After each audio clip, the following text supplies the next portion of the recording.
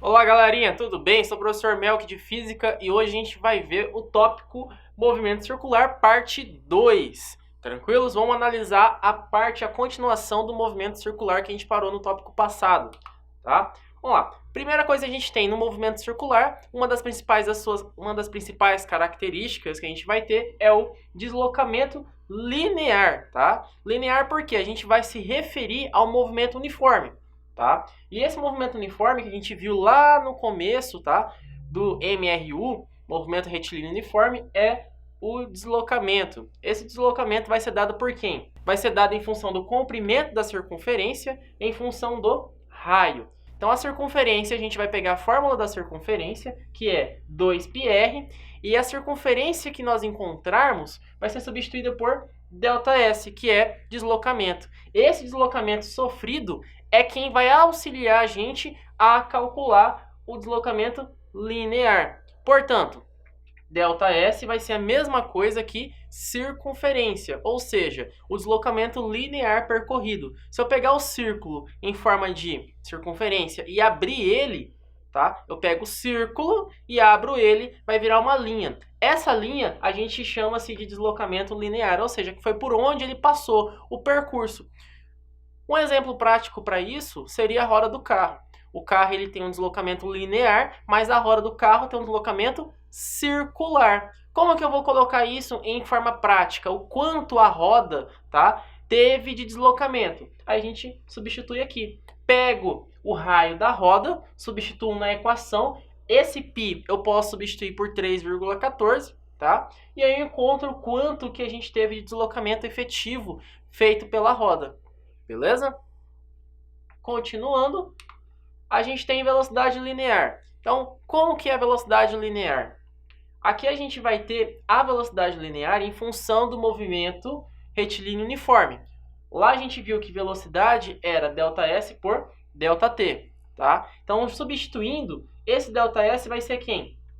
Olha só, 2πr, tá? Então, se ele der uma volta, a gente utiliza 2πr e assim por diante. Aqui no caso a gente vai ter a velocidade o quê? Linear média, tá? Que é a velocidade média lá no movimento retilíneo uniforme. Por isso a gente faz essa associação. A associação ela vai ser devido, tá, à fórmula do movimento retilíneo uniforme. Quando eu substituir, eu vou ter que R vai ser o meu raio e T vai ser o período, ou seja, o número de voltas em relação ao tempo dado. Isso aí a gente vai ver o que é período um pouquinho mais lá na frente. Mas atente-se somente a essa fórmula aqui, porque ela vai ajudar a gente a calcular a velocidade linear. Tranquilo? Lembrando que a gente está vendo o movimento circular uniforme, tá? Por isso a gente associa-se essa equação aqui, que é a equação do movimento retilíneo uniforme. Beleza? Então, para a gente conseguir calcular a velocidade angular, nesse caso, vamos lá. A gente vai precisar do ângulo formado, tá, entre a variação de espaço, beleza? Isso vai se dar de que forma? Através do movimento circular. Ou seja, esse cara aqui é o nosso ângulo formado entre o ponto inicial do deslocamento e o ponto final do deslocamento. Então, olha só, ponto inicial, ponto final. Aplicando isso, eu tenho ponto inicial, ponto final. Então, o ângulo vai ser dado sempre em função das retas de início e fim. Lembrando que círculo, a principal característica dele é o raio. Olha aqui o raio. O raio ele sempre tem como referência a origem. Ou seja, olha aqui, a origem, o centro da minha circunferência. Beleza? Esse centro da circunferência, ele vai definir quem?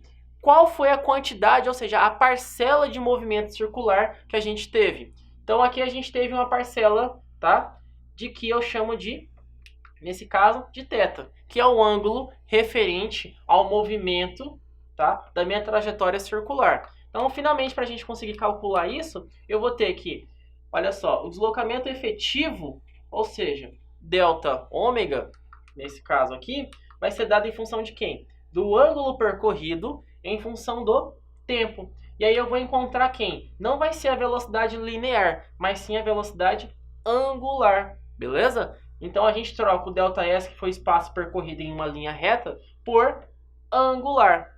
Ou seja, a gente antes calculou a velocidade linear e agora eu estou calculando a velocidade angular, que é esse cara aqui, ó, o ômega, tá? O ômega médio vai ser a variação do ângulo em função do tempo percorrido. Como assim? Imagina o seguinte, olha só, eu saí daqui e vim para onde? E vim até aqui, ou seja, eu percorri esse espaço primeiro. Posteriormente eu fiz o seguinte, saí daqui e percorri até aqui.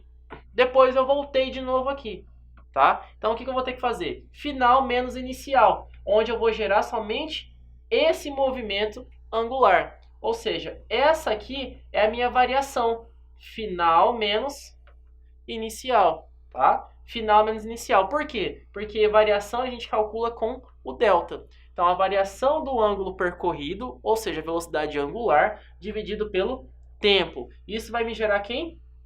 O ômega, ou seja, velocidade angular média. Por isso eu tenho um m aqui, beleza? E aí eu tenho a velocidade angular instantânea. Como assim? Eu pego o tempo percorrido pelo instante, ou seja, não tem variação de tempo igual aqui em cima. Eu tenho apenas o tempo. Por exemplo, 10 segundos, 15 segundos. Não importa de onde eu partir para onde eu partir, mas sim o tempo que eu demorei naquele movimento. E aí eu pego o ângulo que eu executei naquele movimento, tá? Eu pego desde o inicial até o final. E aqui eu tenho o tempo que durou para me fazer isso. Portanto, eu calculo a velocidade angular instantânea, tá?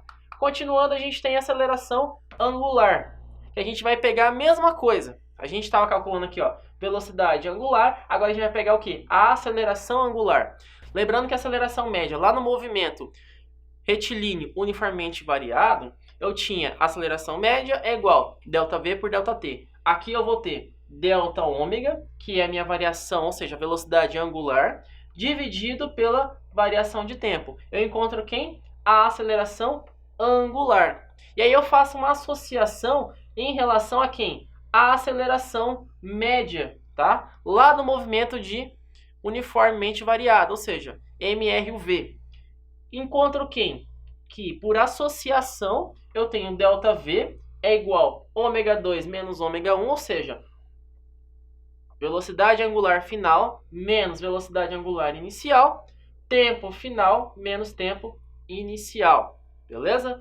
Jogo na minha equação os valores que eu acabei de encontrar e acho aqui, ó, a aceleração angular média, tá? Esse m, quando aparece numa equação, quer dizer aceleração angular média, beleza? Continuando, quando eu tenho aceleração angular instantânea, que é o mesmo caso da velocidade, tá? Angular instantânea. Então, a aceleração angular instantânea vai ser quem? Vai ser esse ômega. Mas esse ômega aqui é esse cara aqui, tá?